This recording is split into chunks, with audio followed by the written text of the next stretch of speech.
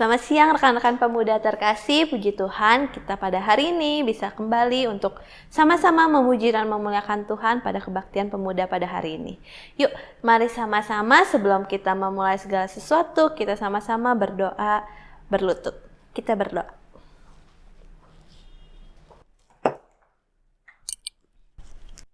Haleluya, dalam nama Tuhan Yesus kami berdoa. Haleluya, haleluya, haleluya, haleluya, haleluya, haleluya,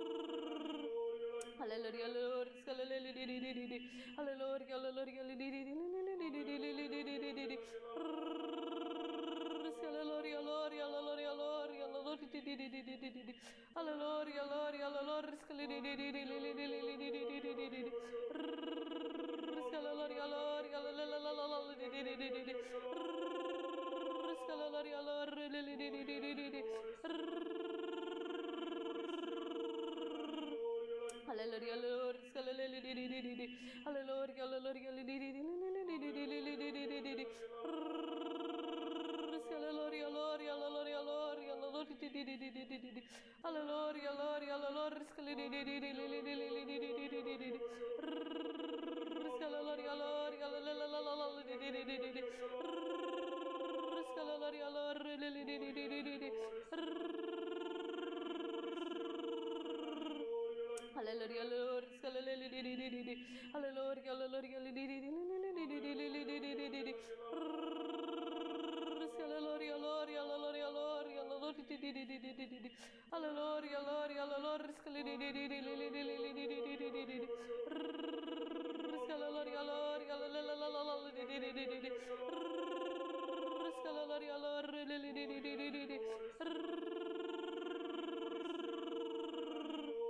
Hallelujah, Lord. Hallelujah, Hallelujah,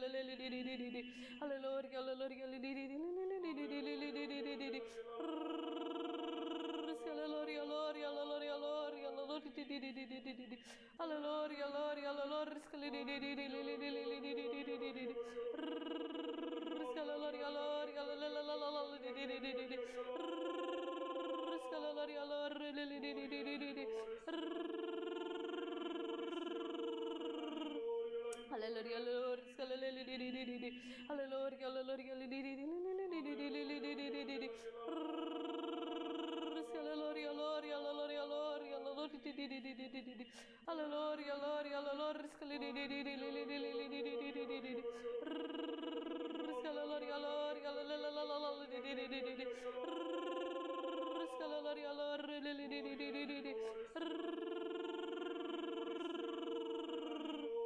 Hallelujah, Lord. Hallelujah, Hallelujah, Lord. Hallelujah, Lord.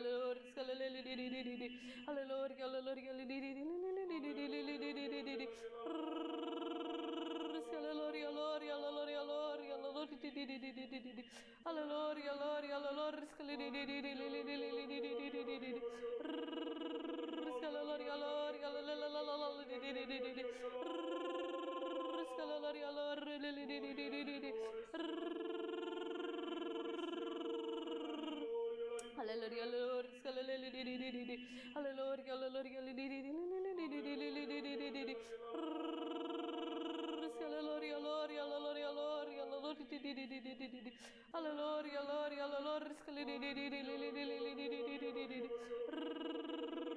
Hallelujah,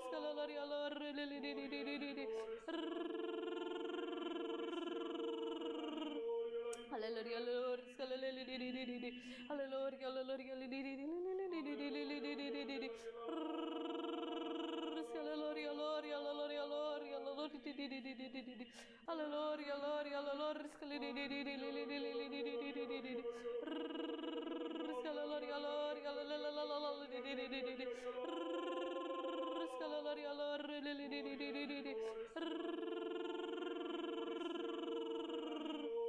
Hallelujah, Lord. Hallelujah, Lord. Hallelujah, Lord.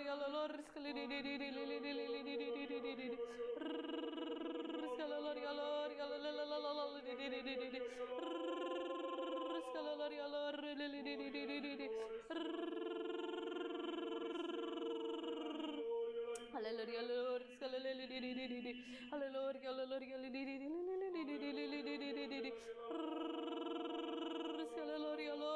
Hallelujah, Lord. Hallelujah, Lord. Hallelujah, Lord. Hallelujah, Lord.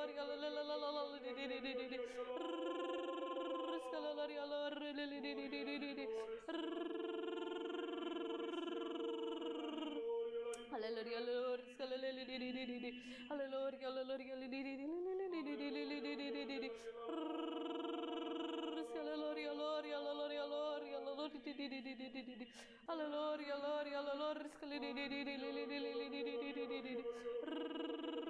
Hallelujah, Lord. Hallelujah, Lord.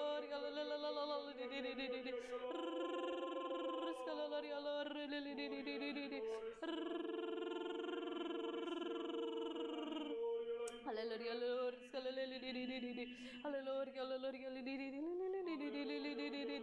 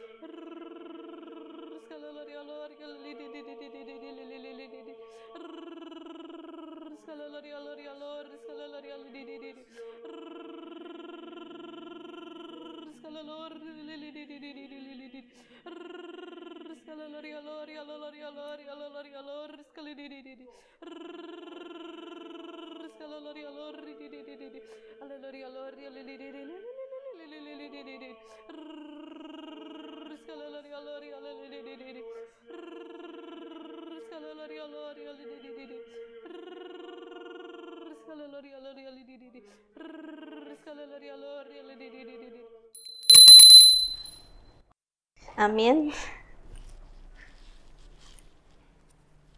Dalam nama Tuhan Yesus, kita mau mulai puji-pujian pada hari ini. Mari sama-sama kita mengangkat pujian dari Kidung Rohani nomor 211. Kidung Rohani nomor 211, Allah mengawasi.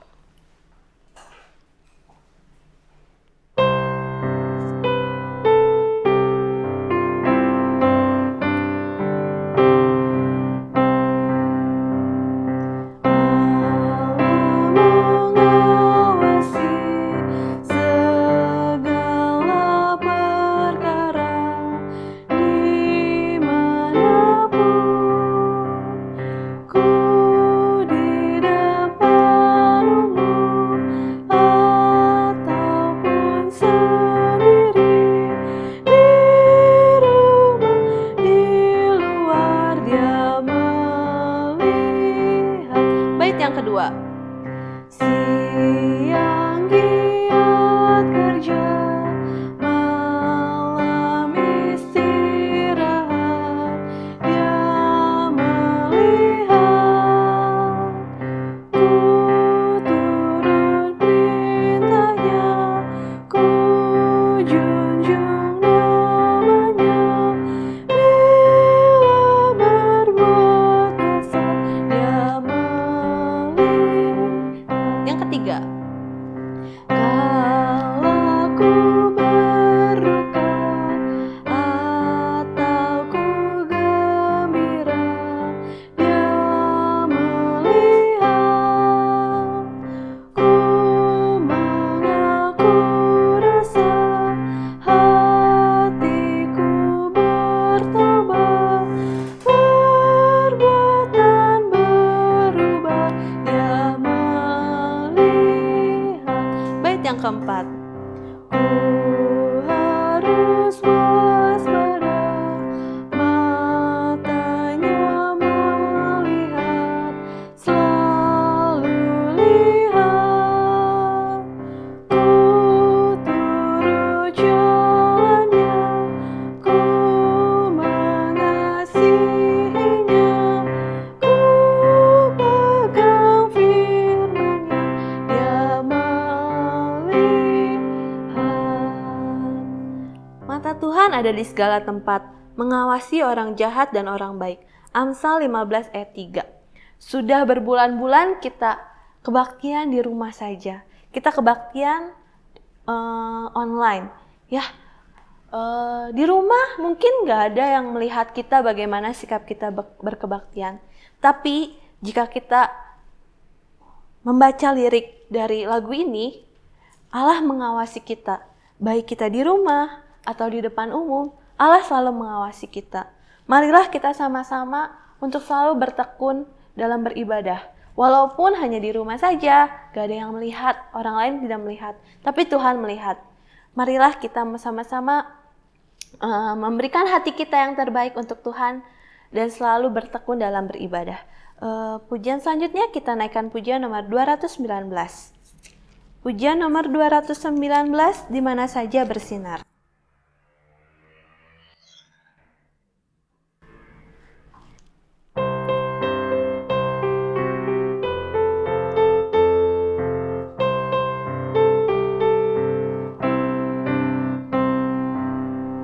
Jangan tunggu Tuhan serahkan karena besar, sebab karunia berbeda. Hal yang kecil juga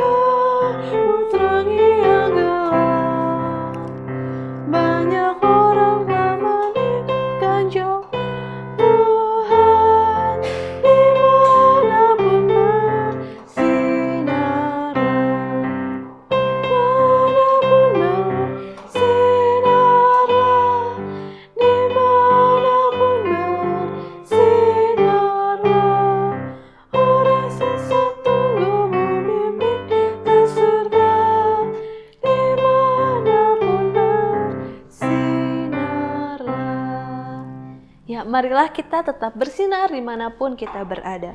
Puji-pujian sampai di sini. Kepada pembawa firman dipersilahkan.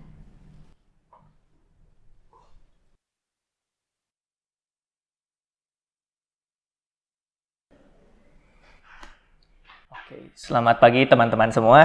Puji syukur kita dapat berkumpul bersama di kebaktian pemuda ini. Puji syukur Tuhan memberikan kesempatan kepada kita untuk bersama-sama beribadah. Sebelum kita melanjutkan kebaktian kita bersama-sama persiapkan hati kita berdoa dalam hati, mari kita berdoa.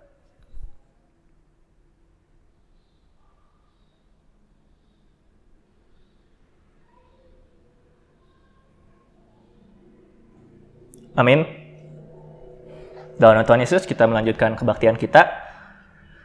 Mari kita bangkit berdiri, kita menyanyikan Kidung Rohani nomor 124A. 124A, melaksanakan kasih.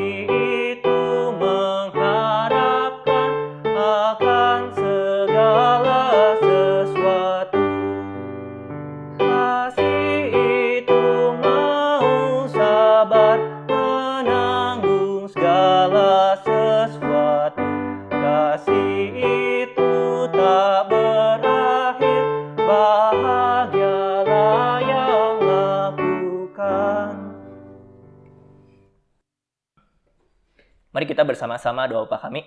Mari kita berdoa. Dalam nama Tuhan Yesus kami berdoa. Bapa kami yang di surga, dikuduskanlah namamu. Datanglah kerajaan-Mu. Jadilah kehendak-Mu di bumi seperti di surga. Berikanlah kami pada hari ini makanan kami yang secukupnya. Dan ampunilah kami akan kesalahan kami, seperti kami juga mengampuni orang yang bersalah kepada kami. Dan janganlah membawa kami ke dalam cobaan, tetapi lepaskanlah kami daripada yang jahat. Karena Engkau-lah yang mempunyai kerajaan dan kuasa dan kemuliaan sampai selama-lamanya. Amin. Silakan duduk kembali. Dalam nama Tuhan Yesus menyampaikan firman Tuhan. Firman Tuhan pada siang hari ini menyambung tema dari minggu-minggu sebelumnya. Mungkin beberapa minggu kemarin kita membahas tentang kasih, tentang sifat-sifat kasih. Dan hari ini pun kita akan membahas salah satu sifat kasih yang lainnya. Mari kita bersama-sama buka Alkitab kita di 1 Korintus 13 ayat 4.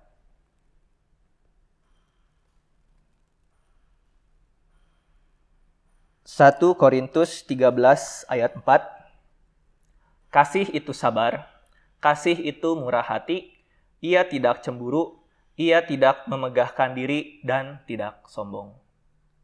Dan pada hari ini kita akan membahas sifat kasih yang ketiga. Ia tidak cemburu. Kasih itu tidak cemburu. Ketika kita mendengar kasih dan tidak cemburu, mungkin ada dari kita yang biasanya menganggap bahwa konotasi dari kasih dan tidak cemburu itu tentang hubungan pasangan. Misalnya pasangan saya, dia orangnya mudah untuk cemburu. Kalau lagi jalan, pacar saya ngeliatin cewek lain, saya cemburu. Kalau hanya saya lagi lihat chat di HP pacar saya cemburu. Apakah cemburu seperti itu yang dimaksud di dalam ayat ini? Oh, tidak cemburu berarti nggak boleh gampang cemburu. Apakah seperti itu? Kalau kita membaca di versi bahasa Inggrisnya, di sini ditulis adalah does not envy. Envy berbeda dengan jealous. Kalau yang tadi saya sampaikan tentang bagaimana cemburu terhadap pasangan itu merupakan jealous. Tapi di sini dikatakan envy. Apa itu arti envy? Envy, kalau saya baca pengertiannya, perbedaannya antara jealous dengan envy. Jealous artinya kita mengkhawatirkan sesuatu hal yang kita miliki. Contohnya tadi, misalnya saya punya pasangan saya mudah cemburu pada saya, itu jealous. Tapi envy artinya mengingini hal yang tidak kita miliki. Dan tidak cemburu di sini masuknya adalah envy. Mungkin istilah yang lebih tepat sesuai dengan terjemahannya adalah iri atau dengki. Yang dimaksud cemburu di sini adalah kasih itu tidak iri, tidak dengki. Mungkin kalau zaman sekarang dengarnya julid. Nah, kalau julid itu mirip-mirip lah. Iri, dengki, mengingini hal yang tidak kita punya. Mengingini milik orang lain. Mungkin kita pernah mendengar istilah susah lihat orang senang, senang lihat orang susah. Ketika kita melihat ada seseorang yang kita kenal atau siapapun itu, dia berhasil. Mungkin pekerjaannya sukses atau dia di gereja atau dimanapun kita melihat, dia berhasil. Kita merasa sebel nih, gak suka nih, kok dia bisa sukses. Dia harusnya nggak layak, dia uangnya banyak tapi pekerjaannya nggak jujur apa. Nah, kita di situ ada rasa dengki, kita ada rasa iri, dan itulah yang dimasukkan di sini dengan cemburu. Dan kita akan belajar tentang bagaimana kasih yang tidak cemburu.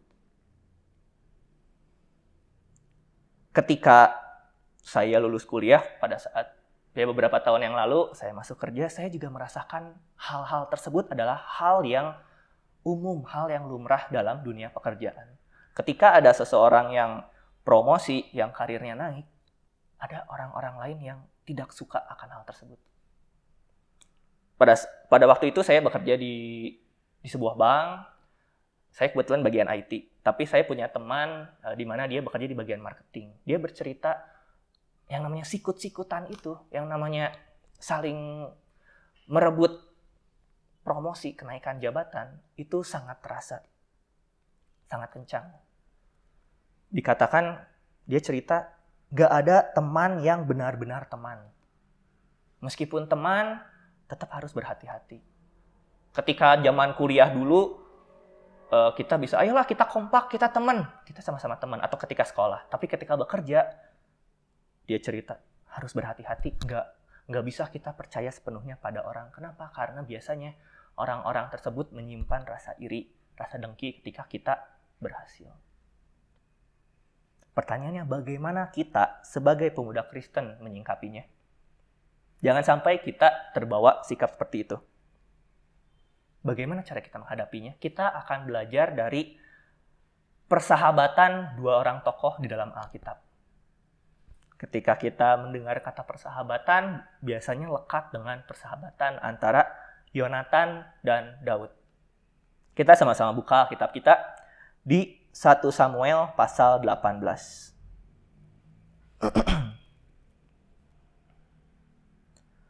1 Samuel pasal 18 Kita baca ayat yang pertama. 1 Samuel 18 ayat yang pertama. Ketika Daud habis berbicara dengan Saul, berpadulah jiwa Yonatan dengan jiwa Daud, dan Yonatan mengasihi dia seperti jiwanya sendiri. Kalau di perikop sebelumnya kita membaca kisah tentang Daud yang melawan Goliat. Daud berhasil mengalahkan Goliat, dan setelahnya di sini dimulailah persahabatan antara Yonatan dengan Daud. Pada situ dikatakan, berpadulah jiwa Yonatan dengan jiwa Daud, dan Yonatan mengasihi dia seperti jiwanya sendiri. Ketika kita melihat persahabatan mereka, kasih mereka, yang pertama ditulis adalah berpadulah jiwa Yonatan dengan jiwa Daud. Berpadu. Apa itu berpadu? Memiliki sebuah hubungan. Ada keterikatan. Artinya apa? Ketika kita hendak mengasihi orang lain dengan perasaan tidak cemburu, harus ada jiwa yang berpadu, ada keterikatan. Tidak bisa kita serta-merta saya ngelihat si A gitu, saya mau mengasihi dia. Ngelihat si B yang lain, saya mau mengasihi dia, saya mengasihi dia. Saya nggak cemburu, nggak apa. Apakah seperti itu caranya? Dibutuhkan jiwa yang berpadu, ada keterikatan. Ketika kita ingin mengasihi orang tersebut dengan perasaan tulus dan perasaan tidak cemburu, perlu yang namanya keterikatan. Tidak serta-merta langsung memutuskan seperti itu saja. Kalau kita baca lagi di ayat 2 dan ayat 3-nya, pada hari itu Saul membawa dia dan tidak membiarkannya pulang ke rumah ayahnya. Yonatan mengikat perjanjian dengan Daud karena ia mengasihi dia seperti dirinya sendiri. Di ayat pertama tadi dikatakan, dan Yonatan mengasihi dia seperti jiwanya sendiri. Lalu di ayat ketiga dikatakan juga, karena ia mengasihi dia seperti dirinya sendiri. Kata-kata ini seringkali kita dengar dalam perintah Allah. Kita buka di Matius pasal 22 ayat 39. Matius pasal 22 ayat 39. Dan hukum yang kedua, yang sama dengan itu ialah kasihilah sesamamu manusia seperti dirimu sendiri. Seperti yang dikatakan oleh Tuhan. Kasihilah sesamamu manusia seperti dirimu sendiri. Dan di sini Yonatan melakukan hal tersebut. Dia mengasihi Daud seperti dia mengasihi jiwanya sendiri. Dia mengasihi Daud seperti dirinya sendiri. Tentulah kita sebagai manusia yang bisa dikatakan memiliki rasa ego, kita tentunya mencintai diri kita sendiri. Pertanyaannya, dapatkah kita mengasihi orang lain seperti diri kita sendiri? Dengan kita melakukan hal tersebut, tidak ada kecemburuan. Mengapa? Ya karena kita menganggap dia diri sendiri, seperti diri kita sendiri. Ketika kita melihat orang lain itu sebagai orang yang berbeda, atau lebih buruknya lagi kita menganggap dia sebagai seorang saingan, kompetitor kita, rasa cemburu itu akan mudah untuk terbakar. Terbakar api cemburu. Saya nggak suka sama dia. Dia kok bisa seperti itu sih? Akan tetapi ketika kita mengasihi orang tersebut seperti diri kita sendiri, rasa cemburu itu bisa kita tutup. Bisa jangan sampai rasa itu muncul. Kenapa ya? Karena dia sudah seperti diri saya sendiri. Untuk apa saya cemburu dengan diri saya sendiri? Itulah kasih Yonatan terhadap Daud. Kalau kita lanjutkan lagi di ayat 4. 1 Samuel 18 ayat 4. Yonatan menanggalkan jubah yang dipakainya dan memberikannya kepada Daud, juga baju perangnya, sampai pedangnya, panahnya, dan ikat pinggangnya.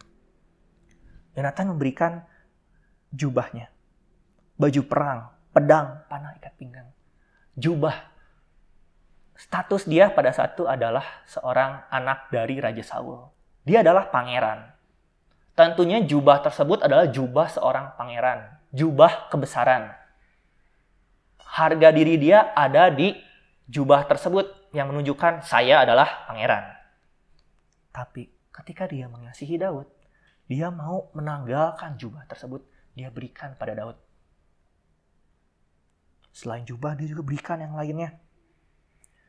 Baju perang, pedang, ikat pinggang. Tentu pedang, ikat pinggangnya pun, baju perangnya tentu saja merupakan kualitas terbaik. Seorang pangeran, masa baju perangnya yang levelnya, ya yang ala kadarnya nggak mungkin. Pasti diberikan yang terbaik, karena dia adalah anak raja. Tapi dia mau memberikan hal tersebut kepada Daud. Apa artinya? Artinya Yonatan mengasihi Daud dan dia tidak egois. Dia tidak hanya mementingkan dirinya sendiri. Bahkan dia memberikan yang dia punya, yang terbaik untuk Daud.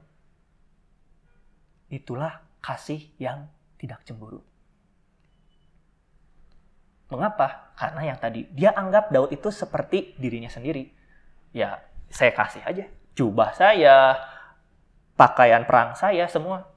Ya, itu udah seperti diri saya sendiri. Dia bisa memberikan hal tersebut. Seperti yang tadi saya sampaikan, Yonatan adalah anak dari Raja Saul. Dia bisa dikatakan seorang pangeran.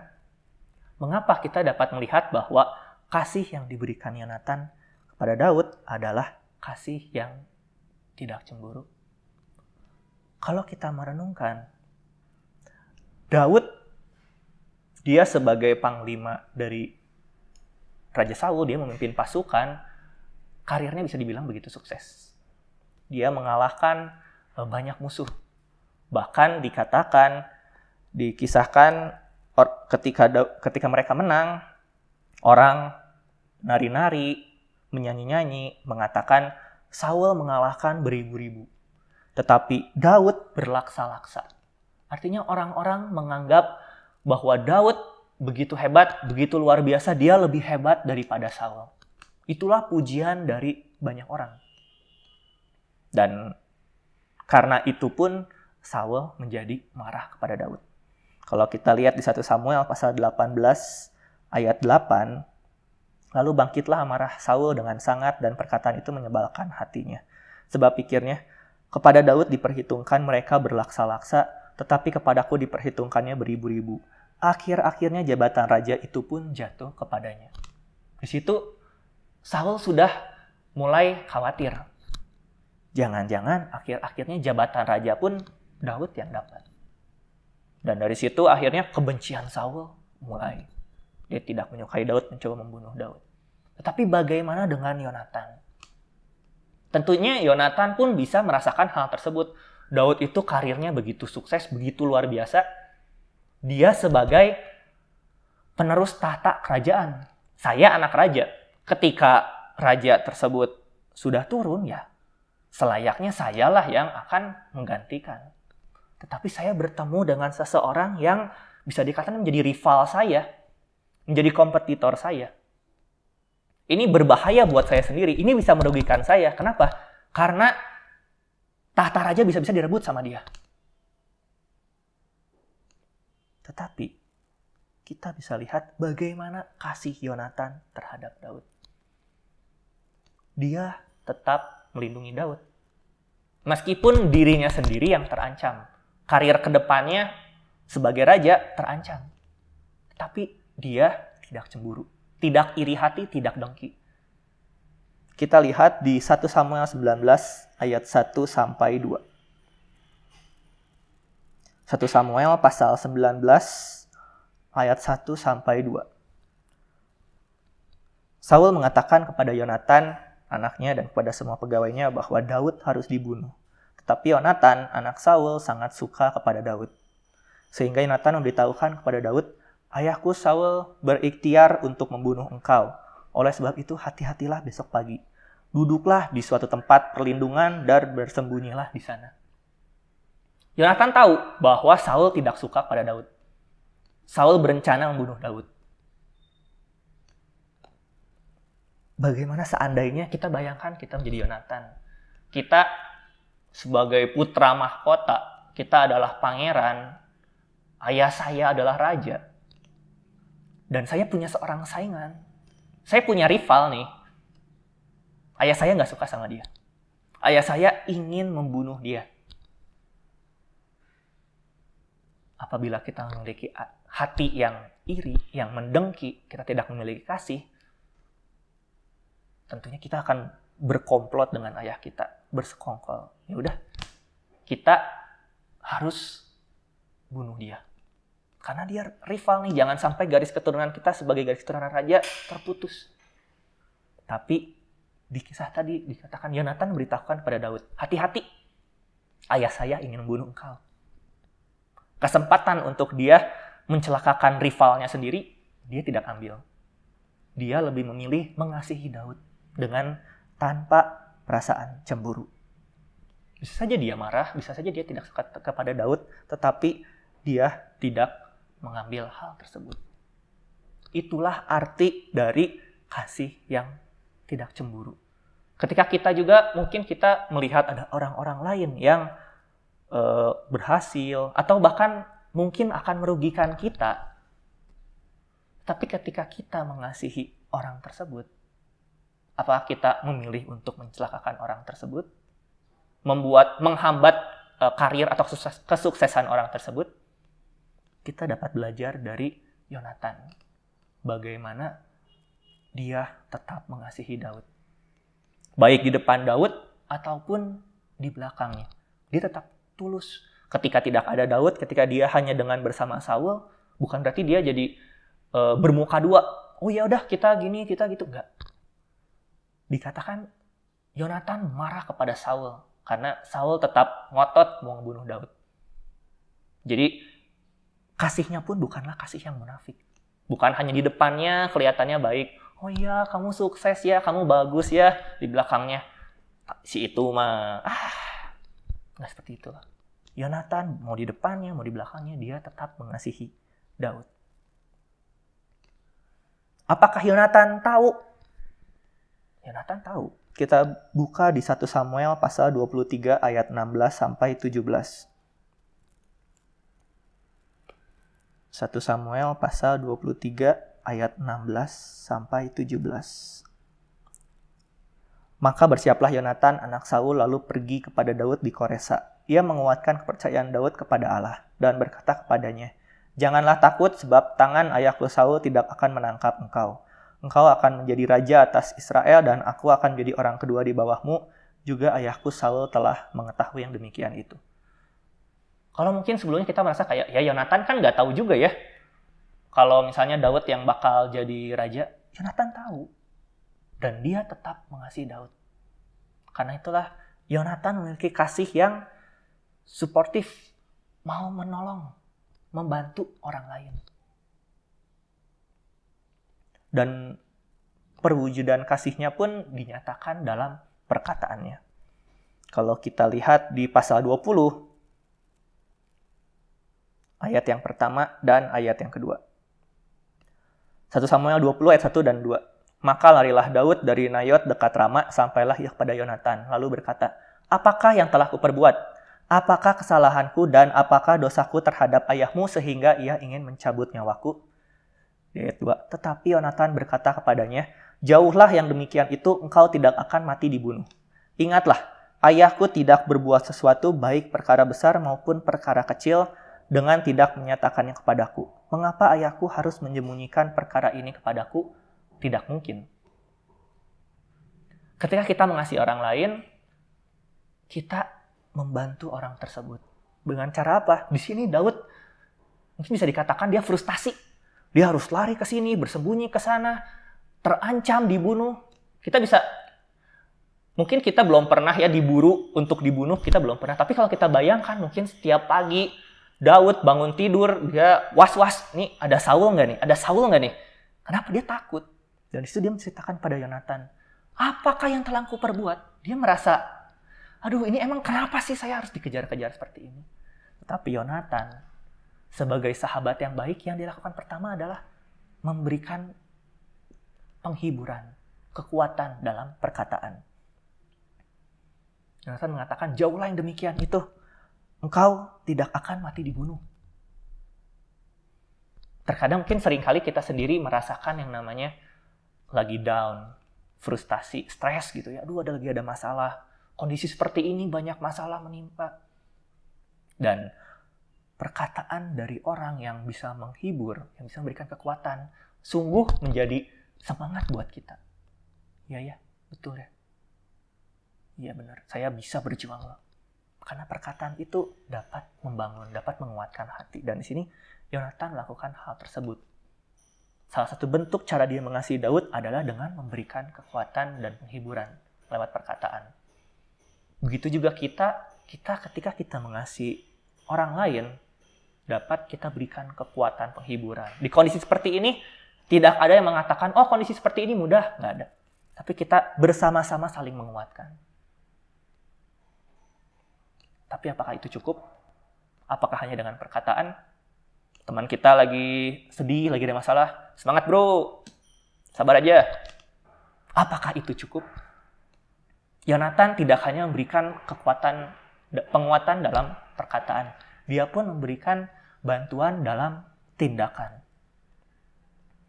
Kita lihat masih di 1 Samuel pasal 20, di ayat 18 sampai 23. Kemudian berkatalah Yonatan kepadanya, besok bulan baru, maka engkau nanti akan ditanyakan sebab tempat dudukmu akan tinggal kosong.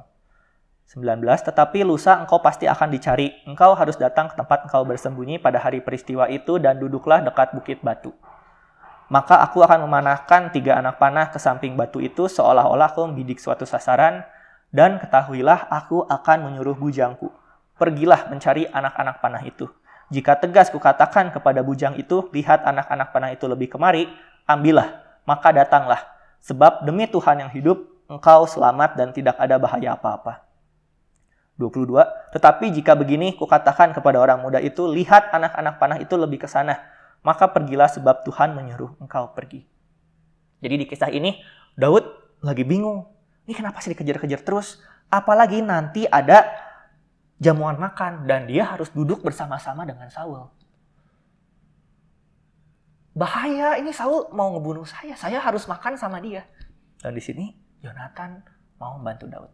Udah, kamu nggak usah, nanti saya bakal kasih kode, kasih aba-aba seperti yang tadi dia sampaikan. Bagaimana ketika dia melempar sebuah panah, dia akan berkata kepada bujangnya. Seperti apa? Kalau misalnya saya berkata ini, artinya kamu aman. Kalau saya berkata itu, artinya kamu bahaya. Yonatan mau bantu Daud memberikan kode-kode seperti itu. Kalau Yonatan mau jahat, kalau dia ada rasa cemburu dalam hatinya, bisa aja dia memanfaatkan kepercayaan Daud untuk mendapatkan tahtanya. Tapi dia tidak seperti itu. Dia tulus membantu Daud. Di sini kita bisa belajar. Dengan perkataan dia menguatkan Daud. Dengan tindakan juga dia membantu Daud menghadapi masalahnya. Itulah wujud kasih dari Yonatan. Mengenai kasih tidak cemburu ini pun dirangkum dalam 10 hukum Tuhan. Kalau kita ingat hukum yang terakhir, janganlah kita mengingini barang milik sesama kita. Ini adalah hal yang sama. Kasih yang cemburu di sini jangan sampai kita iri mengingini milik orang lain apapun itu. Dan bagaimana caranya kita mewujudkan rasa tidak cemburu ini ketika kita mengasihi siapapun, keluarga kita, pasangan kita, atau teman-teman kita, rekan-rekan kita di gereja, tentulah kita ingin mengasihi mereka juga. Bagaimana cara kita untuk memupuk rasa kasih tersebut? Yang harus kita ingat adalah rasa tidak cemburu ini harus kita pupuk. Kita buka Yakobus pasal 3 ayat 13 sampai 17. Yakobus pasal 3 ayat 13 sampai 17. Siapakah di antara kamu yang bijak dan berbudi? Baiklah ia dengan cara hidup yang baik menyatakan perbuatannya oleh hikmat yang lahir dari kelemah lembutan. Jika kamu menaruh perasaan iri hati dan kamu mementingkan diri sendiri, janganlah kamu memegahkan diri dan janganlah berdusta melawan kebenaran. Itu bukanlah hikmat yang datang dari atas, tetapi dari dunia, dari nafsu manusia, dari setan-setan. Sebab di mana ada iri hati dan mementingkan diri sendiri, di situ ada kekacauan dan segala macam perbuatan jahat. Tetapi hikmat yang dari atas adalah pertama-tama murni, selanjutnya pendamai, peramah, penurut, penuh belas kasihan dan buah-buah yang baik, tidak memihak dan tidak munafik. Jadi perasaan cemburu ini, perasaan iri ini datangnya dari mana? Dikatakan di ayat 16 ini, segala macam perbuatan jahat datang dari keinginan daging. Dan bagaimana cara kita mengenyahkan hal tersebut supaya kasih kita tidak ada rasa cemburu dalamnya? Kita meminta hikmat dari Tuhan. Dikatakan di sini, hikmat yang dari atas, dari Roh Kudus. Aduh, saya tuh orangnya julid, saya orangnya dengki nih, gampang sirik sama orang. Kita berdoa, kita mohon pada Tuhan, Tuhan tolong supaya hati saya bisa diberikan hikmat untuk mengatasi rasa iri hati tersebut. Karena hikmat tersebut datang dari atas. Kita mungkin menganggap diri kita kuat, oke saya bisa mengenyahkan hal tersebut, tapi kita tetap butuh bantuan dari atas. Dikatakan, jangan kita memegahkan diri. Jangan kita merasa hebat. Kita butuh bantuan dari Tuhan. Ketika kita mungkin merasakan hal-hal tersebut, iri, dengki.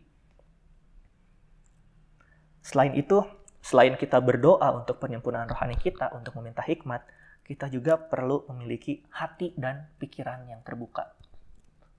Ada suatu kisah lagi tentang Musa. Kita buka di Bilangan pasal 11 ayat 25 sampai 29. Bilangan pasal 11 ayat 25 sampai 29. Bilangan pasal 11 ayat 25 sampai 29. Lalu turunlah Tuhan dalam awan dan berbicara kepada Musa. Kemudian diambilnya sebagian dari roh yang hinggap padanya dan ditaruhnya atas ke-70 tua-tua itu. Ketika roh itu hinggap pada mereka, kepenuhanlah mereka seperti nabi.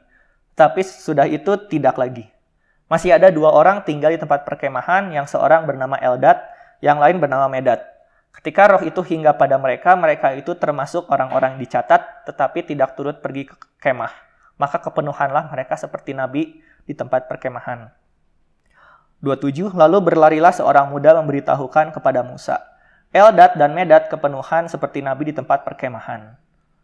Maka menjawablah Yosua bin Nun yang sejak mudanya menjadi abdi Musa. Tuanku Musa, cegahlah mereka.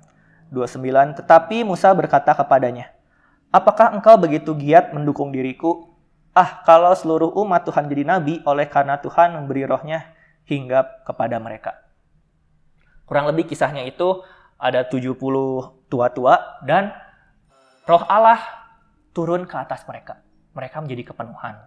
Ketika sudah berhenti, masih ada 2 orang lagi yang mendapat kepenuhan roh tersebut. Dan di sini Yosua mengatakan, Musa, coba di stop, diberhentiin gitu. Ini 2 orang masih kepenuhan roh Tuhan, coba kamu berhentiin. Yosua minta seperti itu. Tapi kata Musa apa? Apakah engkau begitu giat mendukung diriku? Kalau seluruh umat Tuhan jadi nabi oleh karena Tuhan memberikan rohnya hingga pada mereka. Artinya apa? Ya, Musa merasa sungguh hal yang baik ketika 2 orang tersebut mendapatkan kepenuhan roh Tuhan. Seandainya banyak orang yang mendapat kepenuhan roh Tuhan, banyak orang yang dapat menjadi nabi. Itu pendapat dari Musa. Artinya apa? Dia berpikiran terbuka. Dia tidak mementingkan dirinya. Saya dari dulu memimpin bangsa Israel keluar dari Mesir. Ini ada yang 2 orang kepenuhan Roh Kudus. Dia bisa menjadi nabi.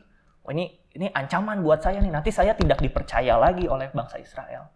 Yosua pun seperti itu. Awas nih Musa, nanti dia harus diberhentiin. Tapi Musa nggak berpikiran seperti itu. Musa berpikiran, ya ada 2 orang lagi bagus. Semakin banyak orang yang jadi nabi, semakin banyak yang bisa memuliakan nama Tuhan. Dan pemikiran seperti inilah yang juga harus kita miliki. Terlebih lagi dalam gereja. Ketika kita memiliki sebuah talenta, kita melayani dalam Tuhan, dalam suatu hal, kita melihat ada orang lain nih, dia juga punya talenta yang sama.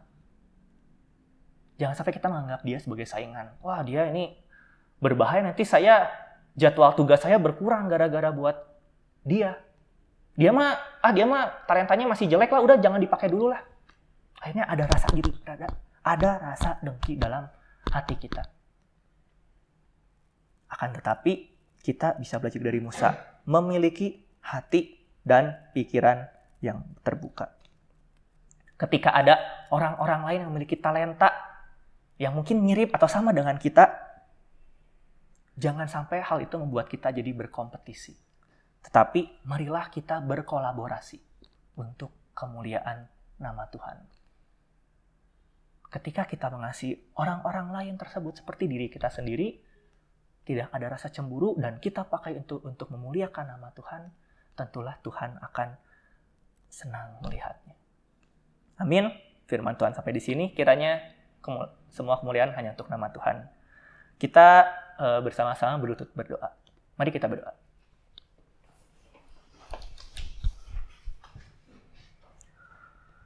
Haleluya, dalam nama Tuhan Yesus kami berdoa, Tuhan Yesus. Haleluya.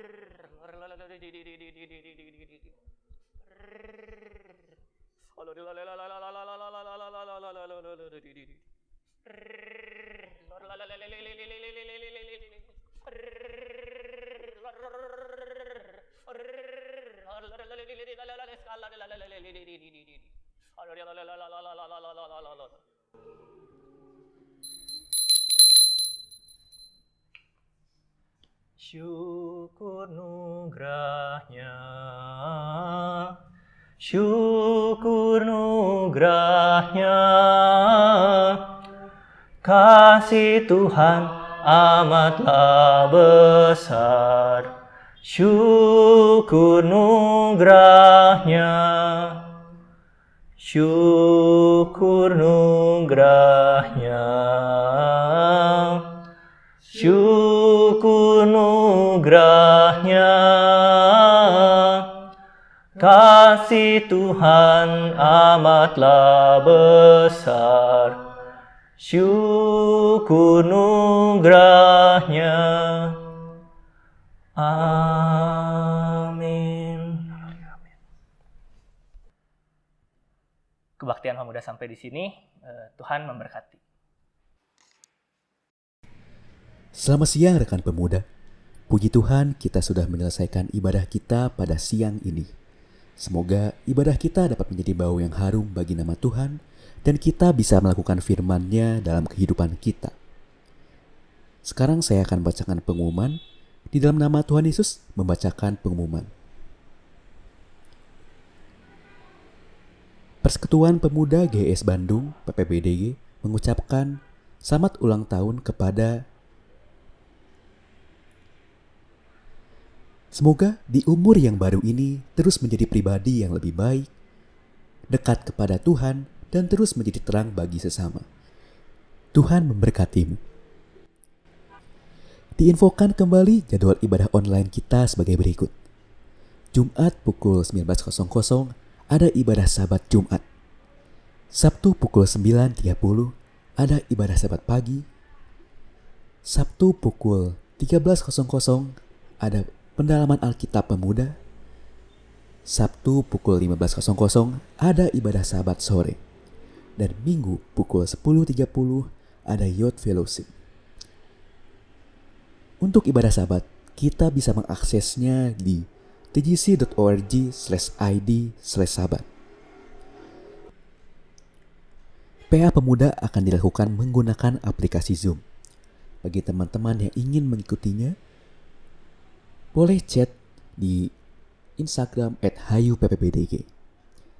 Nanti akan diberikan linknya untuk teman-teman semua. Dan di hari Minggu, Youth Fellowship akan diadakan live di channel YouTube Hayu PPBDG. Bagi teman-teman yang ingin mengikutinya, bisa langsung mengaksesnya via YouTube. Semua ibadah online tersebut diperuntukkan untuk kalangan sendiri. Janganlah hendaknya kerajinanmu kendor, biarlah rohmu menyala-nyala dan layanilah Tuhan. Roma 12 ayat yang ke-11. NCKTHI, apakah itu? Nanti ceritakan kasih Tuhan hari ini adalah doa malam pemuda GS Bandung yang diadakan setiap hari Senin sampai Kamis pukul 20.30. Bagi teman-teman yang mau mengikutinya, bisa langsung chat ke Instagram @hayuppbdg. Terus bersatu hati berdoa untuk kondisi dunia, terkhususnya negara kita, Indonesia, untuk dapat bersama-sama melewati wabah COVID-19 ini dengan baik. Doakan pula jemaat, keluarga, saudara atau saudari, juga diri kita untuk tetap sehat dan senantiasa dalam lindungan Tuhan. Dihimbau untuk semua rekan-rekan pemuda untuk senantiasa menjaga kesehatan dan kebersihan diri serta lingkungan, seperti rajin mencuci tangan dengan benar, physical distancing, juga himbauan pemerintah lainnya. Kasih karunia Tuhan menyertai kita semua. Sampai bertemu di ibadah selanjutnya. Haleluya, Tuhan berkati kita semua.